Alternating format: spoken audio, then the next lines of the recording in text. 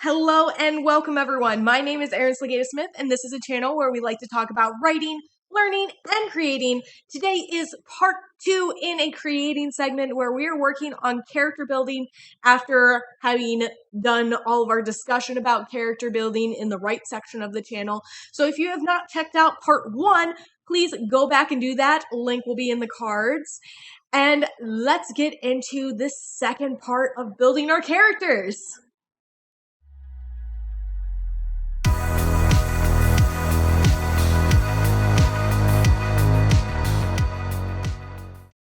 Hello everyone, we're going to pick right up where we left off in the disposition of our characters. We're working on building characters together. I'm working on one named Auntie Ida, and here's her reference photo again to remind you kind of what aesthetic of a person I am going for. So we went through several different categories last time and we are on the disposition at this point. We're going to start by figuring out where our characters are most at ease. This means that they're comfortable in the space that they're in, the situation that they're part of, the things that they're doing, and stuff like that. I'm going to say that where she is most at ease is going to revolve around her love of plants. It's going to be when she is gardening or working with her hands and plants in her store.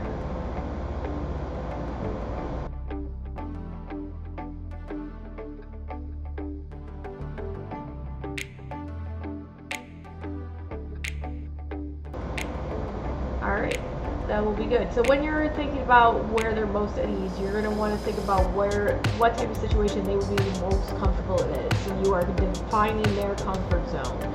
And least at ease is the opposite. And I'm going to say she's least at ease in the public eye. She doesn't want to be in front of people or really crowded spaces. She just really doesn't like being around a lot of people. So once again, we're going to be looking at the opposite of her comfort zone for what makes them the least at ease, because when you're writing, you can play with where they're the most at ease and least at ease as a way of building interest into different scenes and different parts of the plot. Alright, next categories are priorities and philosophies, and they're pretty similar because there are multiple aspects of priorities and philosophies that we have to consider when we're building our characters. So let's look at the priority section first. We have personal, social, emotional, and relational. So what would a personal priority be? So this is what would be individually important to your character, a priority that they have as an individual. So for Auntie Ida, I'm going to say that caring for her plants and for her people is going to be a personal priority. She's going to make sure that before anything else, these things are taken care of.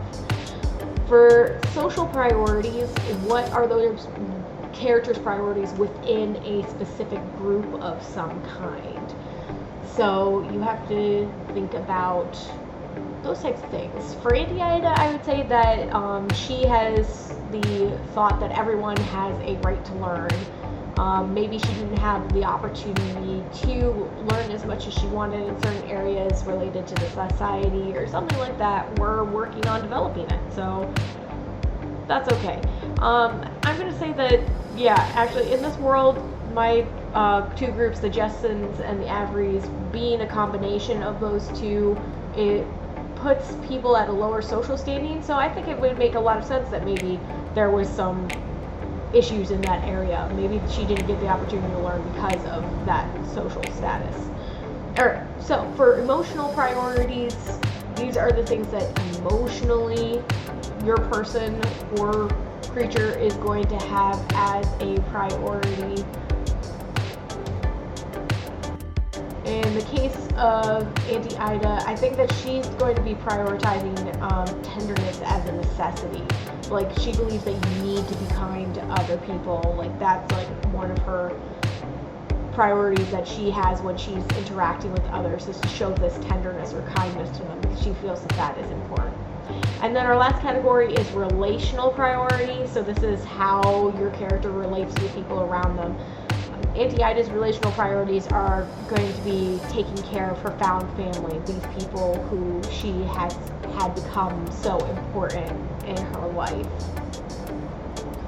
Alright, so philosophies have the same categories as priorities, but they are a bit different. Priorities are where you are putting your priority. Philosophies are the ideas and ideologies that go behind why you have those priorities. In the case of personal priorities, I feel like Auntie Ida would be the type to have some weird saying. So I'm going to say that she would say pruning is a lifelong process, as a way of saying that she believes that everyone needs to continue to learn and grow throughout the course of their lives, and so she's going to be applying to that personally, so that typing and talking, gracious. So she personally believes that it's important to learn, and so she's going to be trying to keep learning because this is her personal philosophy. Then social philosophies, these are going to be the ideas, once again, about how she believes people should be relating to each other in a society.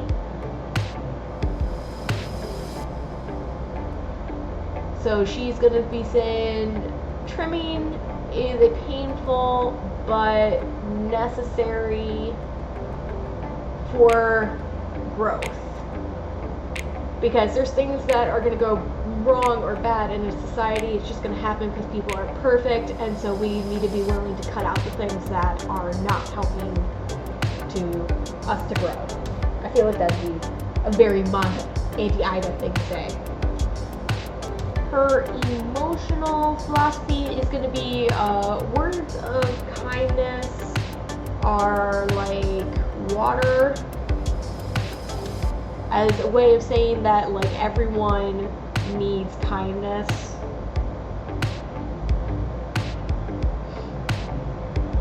In order to stay healthy. You can't have a healthy plant if you don't water it. People don't stay healthy people if they don't have someone showing them kindness.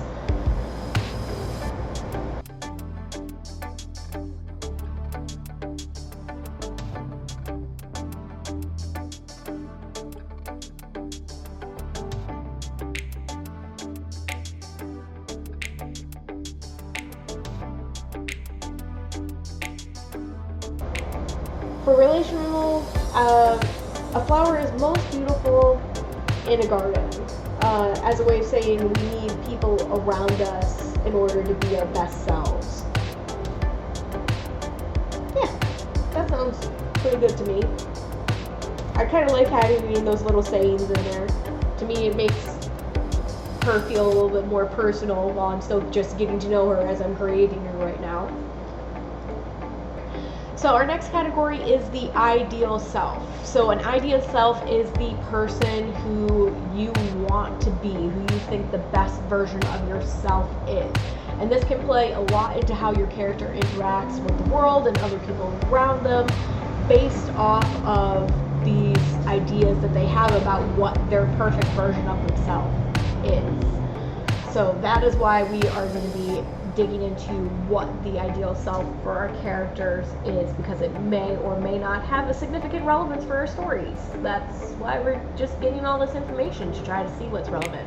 So I'm going to say that Auntie Ida's ideal self is a woman with lots of flowers and family. A woman who loves well and is well loved. I think that that's what she would find to be important, and one of the ways you can build your ideal self is by looking back at your philosophies and stuff in order to see where they're putting their priorities. So I'm going to say for self-efficacy is how you feel about yourself currently. So ideal self is how you see yourself in the future. Self-efficacy is how you feel about yourself now. If you have a high self-efficacy, if you really like yourself and who you are as a person, you have a low self-efficacy if you don't. I'm going to say that she has a pretty high self-efficacy because she has probably overcome her past feelings of inadequacy towards her ideal self. Because at this point in the story, she is going to be pretty much living out her ideal self. She's going to have lots of flowers around her, and she's going to have lots of family in the family regard, and in the found family regard, at least. So she, at this point, believes that her value believes in her value both to herself and others. So she values herself, and she believes that others value her too. So that would give a high self-efficacy. Alright, our next category is the defense mechanism. No matter how healthy or happy you are, you have some sort of defense mechanism for when things go wrong, and so should your characters. So when they get put into a situation where they don't know what to do, or is really difficult in some way, what is the thing that they are going to default to protect themselves or protect their priorities, whatever those priorities were that you already outlined. For Auntie Ida, I think that her defense mechanism would be like the whole grin and bear it type thing, like keep up the happy looking side and fight through the bad stuff with a smile type thing. So this could be both like using humor to deflect things that are kind of painful, or it could be just like making sure that she keeps her problems to herself so that she's not like burdening others. So I feel like that would fit for the type of gritty old lady she is. Social comfort levels. So this is kind of like digging a little bit into the whole introversion/extroversion thing, but that's also a different category than this. What social comfort is your comfort in social circumstances such as large gatherings or such as fulfilling societal obligations. So I'm going to say for Auntie Ida, she has a low social comfort level because large crowds make her nervous. We've kind of already outlined this a little bit earlier in her character. Still not sure where this is taking us particularly, but I feel like it fits. Alright, our next category is preferences. This is like a very fun category because it's very whimsical. It's little details that may or may not show up as being important for your character at all in the story. It would be more like minute details that just help bring life to your character. So things like favorite colors. No one really needs to know the favorite color, but maybe that's the color that they wear because they like it so much. So for colors, I'm going to say that Auntie Ida's are green and natural colors because she's that kind of person. For music, I'm going to say that she likes soothing instrumentals. Depending on what type of music is available in your world, you can be more or less specific with what type of music they're into. Like for our world, we have like all sorts of different types of things like rock and whatnot. Right. Her favorite food, I'm going to say, is curry rice, because if you don't like curry rice, I don't know, it's good stuff. She likes curry rice. It's spicy food, which is good. Colloquialisms. If you're unfamiliar with the word colloquialisms, this is like a personal phrase that you, your friends, or your family use that means something of significance to you, but might not mean something to society at large. Eventually, maybe it can get out from your group and become something that is used more widely across society, but it might just stay something that is like really small, just specific to your family. Like one for my family, or at least me, at least I use it, is I have this phrase, good enough for gravy. It means nothing to anyone else, but for me it means essentially close enough.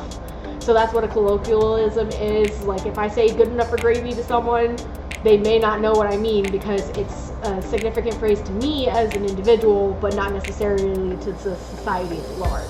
So this is where you can really play around and have fun figuring out what would be something that just your character or just their family or just their group of friends would use that has meaning to them, but not necessarily to your society at large. So for Auntie Ida, I'm gonna say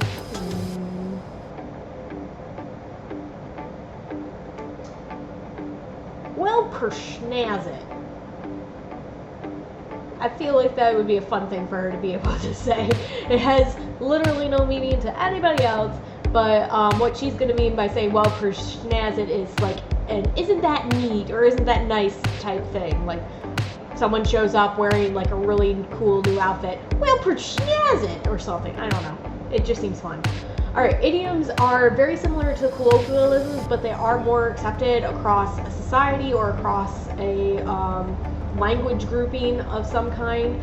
So idioms are those phrases that like don't make literal sense, but they make figurative sense. Like it's raining cats and dogs. That makes no sense to anybody who takes it literally, because it can't actually rain cats and dogs, and what on earth would raining cats and dogs even look like? But everyone knows is familiar with the idiom, everyone knows that raining cats and dogs just means that the rain is really heavy outside, as if it was the size of cats and dogs or something like that. So when you're creating an idiom for your story, you're going to think about what type of society you're in, what types of things might have meaning to those societies, and also think about like how it might be different between languages, because there are idioms in English, there are idioms in Spanish, there are idioms in Japanese. Every language, every culture has its own idioms. So you can build that into your world building depending on what you're doing. Anyway, so for Auntie Ida, I'm going to say we're going to use the idiom with bells on. This is actually an idiom in English, but it's not a common one. So if you are unfamiliar with what with bells on means, it means that you are delighted or eager to go somewhere or do something. So if you're really excited to go somewhere, you are going that place with bells on. Like, I mean, I don't know exactly where this came from, but it sounds fun, and I feel like it would be the type of phrase that Auntie Ida would use. So you can either use one that's real to the world that you are familiar with, or you can make up your own depending on how your world building goes. The next one is mode of transportation. So depending on what technology level your world is at, depends on what modes of transportation are going to be available in general. And then when you're thinking about what makes a preference of a mode of transportation, think about like where your character lives and what's available, what's convenient and what's not convenient. So for instance, for me, as someone who grew up in cities, my favorite mode of transportation is my feet. I prefer walking places because growing up in cities, everything was conveniently located nearby. I really like walking from one place to another. I like that small opportunity of being outside because I don't take a lot of time outside. So that's my favorite mode of transportation. But now I live in the country where like everything's really far away, and so most people here like have the favorite mode of transportation of driving, because everything has just been far enough away like that. So they might just be driving like 5 minutes down the road. It takes a 10-minute walk, and they will still drive because that's their mode of transportation preference. But I'm like, but it's close enough to walk. Why don't you walk? So I'm going to say that Auntie Ida errs on the side of me, and she also has walking as her favorite mode of transportation. This is a historical setting type story. So she would have access to things like having a horse or a cart or something, but I'm going to say that she would find those types of things inconvenient and time consuming when she'd rather be doing other things with her time. So she prefers walking if she has the opportunity. And the last category is tools. Now, tools can be anything that someone uses to help them get the job done. So what that means is literally anything that they can use to help them get the job done. That is something that they use regularly and they go to regularly. It might be something that you would conventionally think of as a tool, like a hammer or a saw or something like that, things that we categorize as tools, but tools include literally anything that helps you to get a task done that you couldn't just do very easily with your own two hands. So for Auntie Ida, I'm going to say that her preferred tools are her trimmer and trowel. They're literal tools that we might consider to be tools more regularly, but those are two things that, as someone who is a gardener and running a florist shop, she would be using these tools very regularly, so those would be her preferred ones. Alright, so our next category is personality aspects.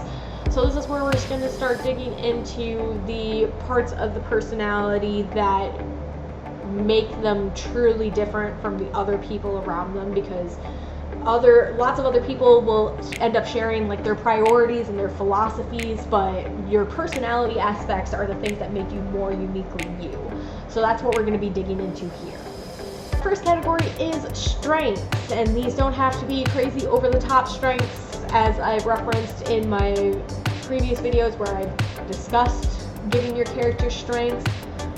This is just the things that your character is good at to some level.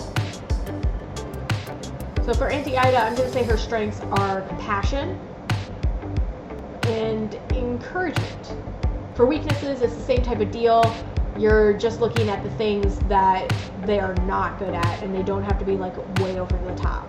So I'm going to say her first one is that she's too trusting, because of the fact that she's often acting out of compassion and encouragement, regardless of whether or not she like has warning bells going off about a person. She would still be trying to act with compassion and kindness towards them, which, as most people know, can lead to be bad situations sometimes. Her next weakness is going to be that she is anxious, and that probably will play into something that goes on in her past, which we'll get to once we get to the background category. There's just certain things that just raise her anxiety levels to like a really bad point where it becomes like detrimental to her actual functioning. But probably not like a full-blown anxiety disorder, because I don't know if I want to play on those grounds right now. So a soft spot, as I mentioned in a previous video as well, is not a strength or a weakness. It is just a thing that like makes your character like go wobbly-kneed for some reason. So for her, it's going to be when she sees people needing help. So in this case, it's kind of a negative soft spot where she sees people needing help, and so she's going to go help them every single time, regardless of what the cost is for her, because it's her soft spot. Your soft spot can also be a very positive thing. It can be a positive trigger or a negative trigger. So you can think about what would be that one thing that really gets your character. The next category is the found family role. This is where you get to have a little bit of fun imagining what it'd be like if all your characters were a family together. Where usually people like will come up with nicknames from a nuclear family, like, oh, this person's the mom, this is the dad, and stuff. So for her, she would very obviously be the grandma, not just because of age, but because of like how she's interacting with all the people around her. She's not like directly in charge of their well-being, but she's like a little bit spoiling in some ways. So she would be like your stereotypical grandma in the found family role category. The next ones are factors in emotional energy and physical energy, because there's certain things that just really help you to gain or lose energy emotionally or physically. So for her, what makes her gain emotional energy will be happiness, and what brings it down will be anger. So when people around her are happy, her emotional energy goes up. She can handle a lot more people in an emotional capacity, and when people are angry, that ability to deal with them in an emotional capacity goes down. For physical energy, I'm going to say that what makes her energy go up is like having tea and cake. It's just her like happy feeling place, and so that just gives her little pick-me-up and her extra energy. And maybe it has something to do with how much I love tea and sweets, but you know, that's okay. You can incorporate some stuff like that every once in a while. For physical energy down, I'm going to say that strenuous activity is what brings it down. I mean, that's kind of a given. Like, everybody who does strenuous activity will end up losing physical energy, unless they're like someone in particular who like really likes doing physical workouts and stuff. But I mean, it just makes sense for her considering her age and things that she's been through and stuff like that.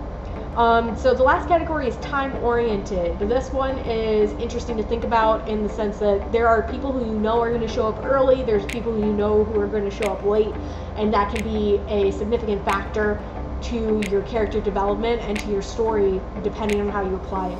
A great example that comes to mind for me is Kakashi from the Naruto series. He's constantly showing up late for things, and you wouldn't think that it's very significant, except for later it's revealed that the reason why he's usually showing up late is because he's going to visit a memorial of like all the friends and family who he's lost over the years, and so he usually ends up being late because he's overspent his time like at the memorial. And so then it becomes a very interesting character development thing that this person is time oriented or not. Ida is the type who is likely to be late to events. So if you tell her that she should be somewhere like at 5 o'clock, she's probably going to be a little bit late because she's too focused on other things, or she was distracted by someone else needing her at that time or something like that. But she'll be right there like when you need her the most. Like, I feel like that would fit her really well.